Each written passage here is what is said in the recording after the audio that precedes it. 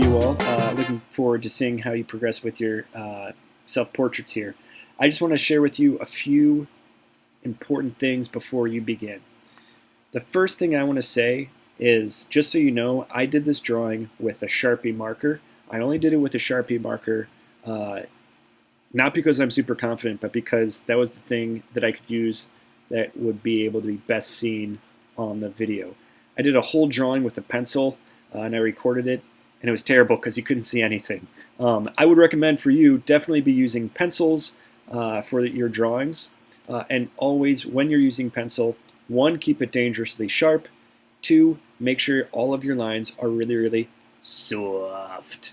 Keep the thing soft the whole time. There's no reason today, tomorrow, even the next day, you're going to need to have a whole lot of really dark lines yet. Keep the thing soft. If you took a picture and it doesn't have really strong shadows in it, I just want to remind you guys, it's a little bit easier if you have high contrast in your face. A lot of you guys already have that, a number of you don't. For me, when I was drawing my self-portrait, it was really helpful for me to use those shadows as markers or borders between one side of a form and the other side of the form. It's really helpful, especially for today, when you're turning these images into forms on your paper. The shadows really help you see one side from another. Like the lightness in my nose, I can see that the top of my nose is different than the side of my nose because it gets darker right here. So if you want to, if your picture doesn't have a whole lot of value in it, take another picture that has a lot of value contrast. This video makes this look very easy. It is not. I have spent a lot of years learning how to do this, so I'm pretty comfortable with it. It takes a long time. 2, I sped the video up, okay? Don't think that this is easy. It's really difficult, and it demands a lot of focus and attention from you. Go slow and be patient with yourselves. You follow these steps, this will turn out great. I guarantee it. If it doesn't, let me know, and I will help you. The last thing is that these drawings, these self-portraits, take a while to start looking like you. For the whole first half of my drawings when I was doing these yesterday, it didn't really look like me at all. It looked like a generic face. It wasn't until I started shading and being really, really precise with my measurements and looking very closely at the details of my face and tracing those, that's when it started to look like me. But for today's activity, this face might generally look like yours by the end of it, but don't be surprised if it didn't. I have really 2 videos in here. The first one is for those of you that have your face that's going to be direct on, just like I'm doing right now. The second half is going to be a depiction of me looking like this at an angle. So if you have your image looking directly on like I'm looking right now, you're going to look at the first video, the first half of this video. If you have your image at a slight angle or a severe angle, you're going to want to look at the second half of the video. That's it, guys. I am done officially now. Good luck today. Let me know if you have any questions.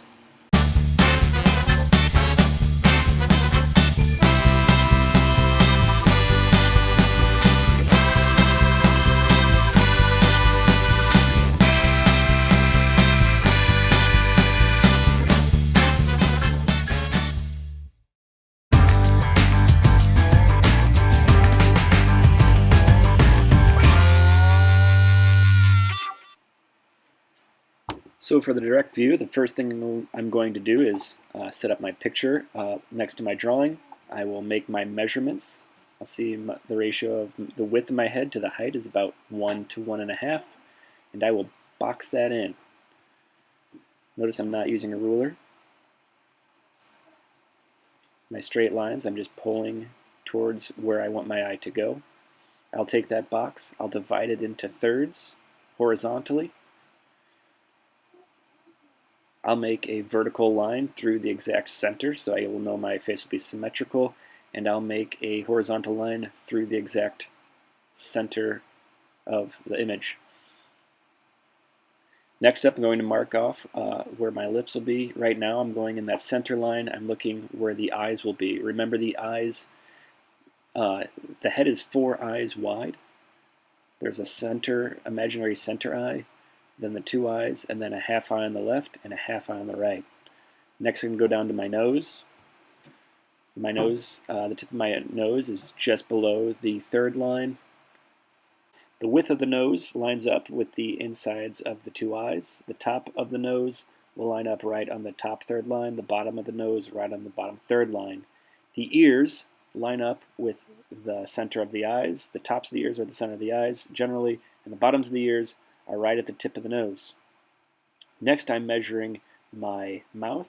Remember, the mouth comes to the center of the eyeballs, so go directly down. They are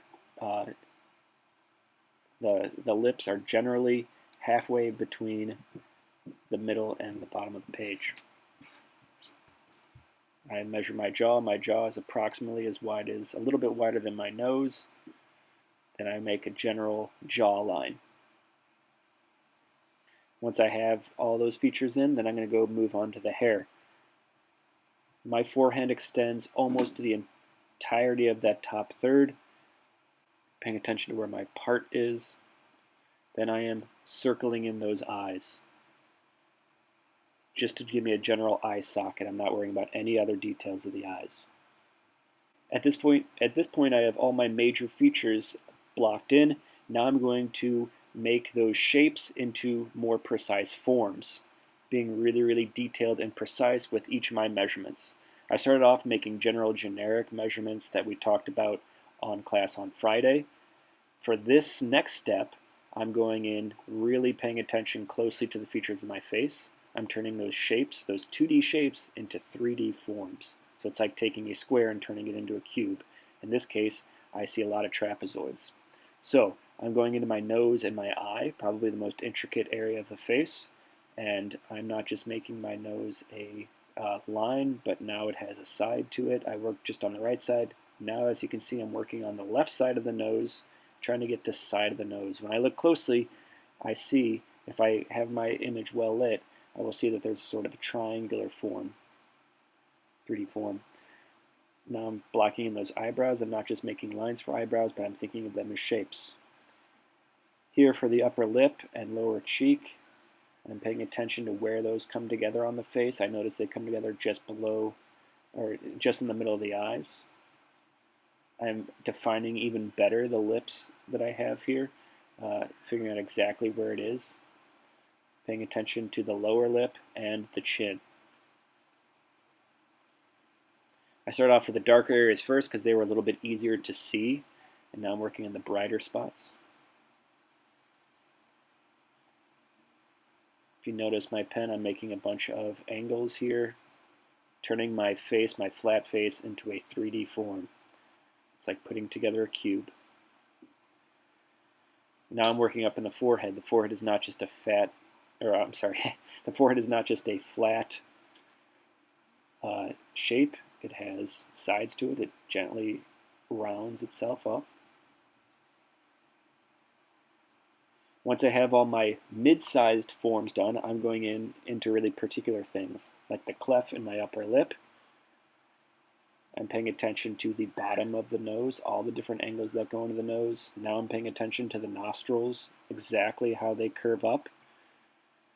I'm going into smaller details in the nose, in the sides of the nose, and all the small adjustments in the eye socket, both on the inner eye and on the outside of the eye. I'm also paying attention very precisely to my eyelids. I see that my bottom eyelid is relatively flat until the right side, then it curves up. The top eyelid is generally flat except for the ends, and it really curves severely on the inside corner and the outside corner. I'll do the same measurements for my left eye here, paying very, very close, precise attention to my eyes, seeing just how the corners of my eye meet. They are not just almond shapes. They have flat areas and curved areas and angled areas in them. I'm paying very close, precise attention to that. The more precise I can be, more accurate I can be with the contours of my eyes, the better my drawing will end up. I'll go in and I'll pay attention to the eye socket, paying attention to the forms that those are creating. And that's it.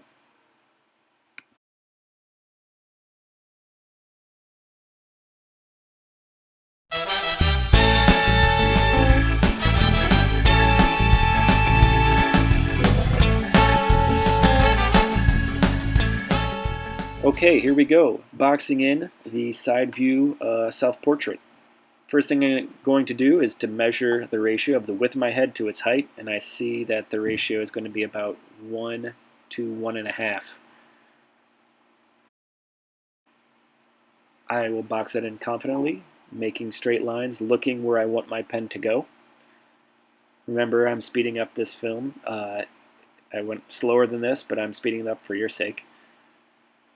Next, I'm going to measure where generally my face goes from the front of the face to the side of the face. I see that's about 2/3, maybe a little bit less than 2/3 of the way into that rectangle, and I make a line down the page as such. Next, I'm going to figure out where's my horizon line. Where does my eye or the camera lens meet up with my face? I noticed in my photograph it lined up just under the nose. I messed up a little bit. I realized my proportions were a little bit off, so not worrying about erasing it, I just scratched that out, just not to confuse you. Next, I'm measuring where on that box my eyes are. I saw that they were about halfway up between the top of the box and the horizon line.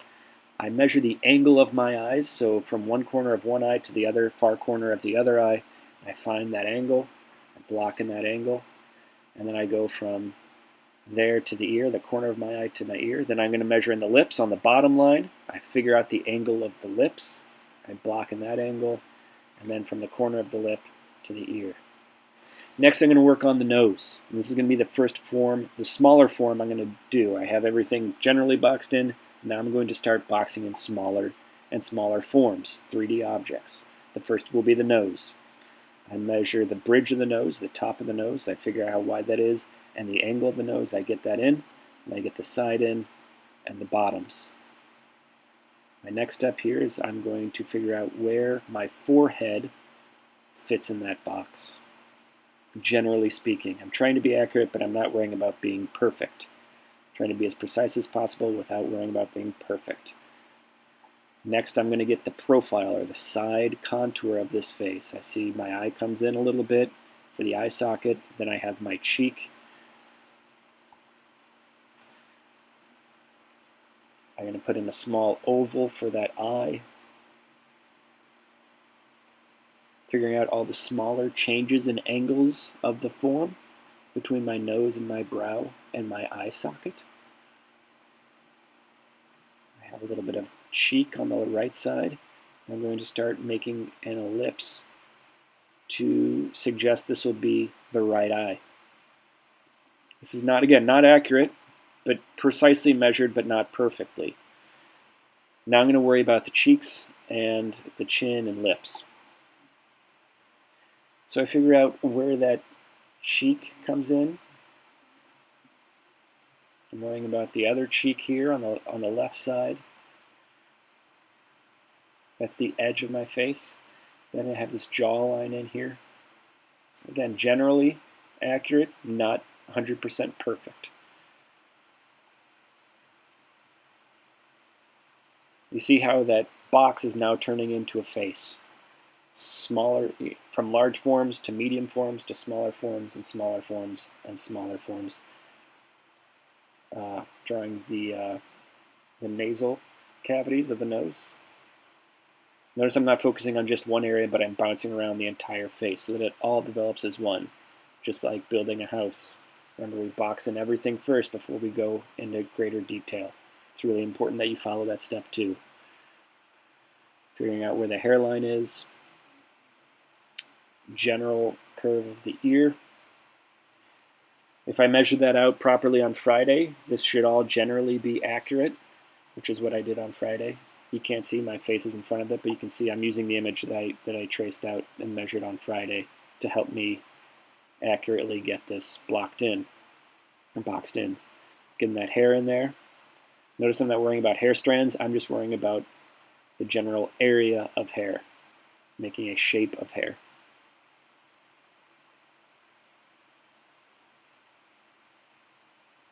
What's happening here is I'm doing that sort of that bag under the eye. We all have them, maybe some more than less. That is holding the muscles that hold the eyeball in the eye socket. That's going to help create some dynamism in the eye. So now I'm taking that oval and I'm changing that oval into my precise eyelids. Each and everybody's eyelid is different than the next. It's really, really important that you look very precisely at that eyelid. Don't just make an almond or an ellipse. You have a top eyelid and a bottom eyelid.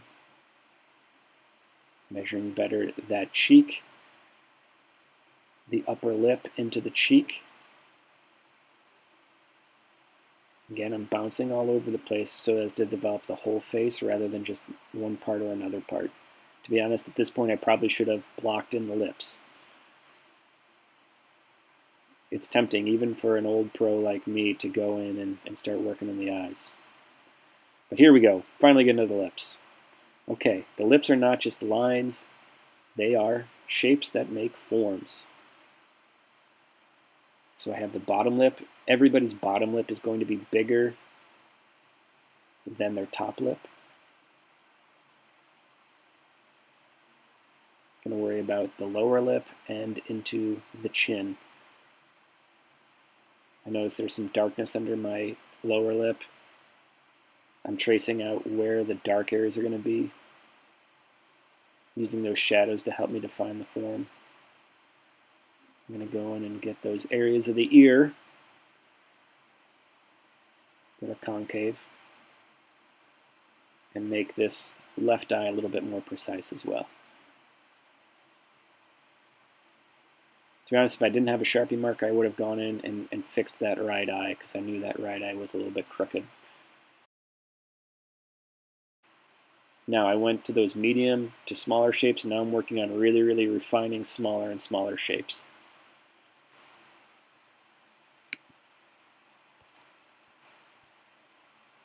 Getting that chin and that neck, and I'm done.